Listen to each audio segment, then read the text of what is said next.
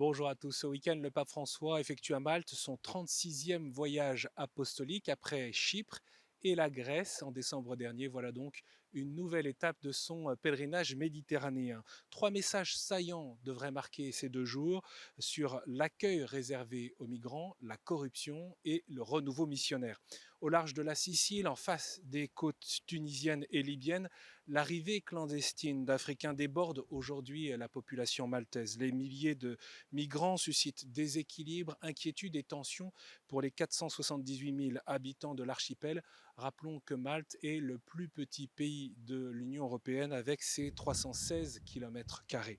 Si Saint Paul faisait naufrage aujourd'hui à Malte, serait-il accueilli avec une humanité peu ordinaire, comme le décrivent les actes des apôtres dans la Bible? Eh bien, cette interrogation, le pape François la partagera peut-être avec les migrants qu'il rencontrera ce dimanche après-midi. À la suite de Saint Paul, justement, premier évangélisateur de Malte, François devrait également inviter à un renouveau missionnaire. Certes, le catholicisme est religion d'État à Malte. Certes, 85% des habitants sont catholiques et engagés dans l'enseignement auprès des plus fragiles pour la famille.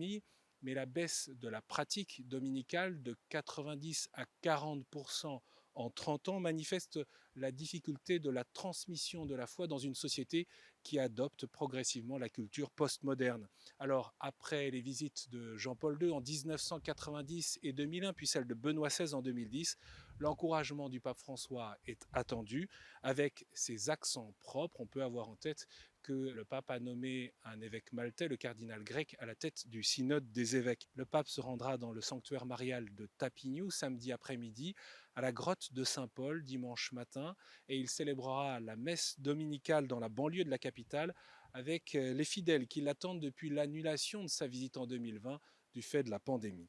Et puis le troisième point, c'est la lutte contre la corruption. L'assassinat de la journaliste d'investigation Daphne Caruana Galizia en 2017 a encore des répercussions dans la vie du pays. Cet assassinat a révélé douloureusement l'ampleur de la corruption dans les milieux politiques et les milieux économiques qui sont florissants et qui reposent principalement sur le tourisme, les sociétés offshore et les jeux en ligne. L'archevêque de Malte, Monseigneur Scicluna, est un homme de confiance du pape François. Il avait été l'une des seules personnalités en 2017 à condamner immédiatement cet attentat. Le discours du pape François au palais des Grands Maîtres, le palais présidentiel, est de ce point de vue très attendu. Ce sera sa première prise de parole à Malte samedi à 11h50 devant les responsables politiques, les représentants de la société civile et le corps diplomatique.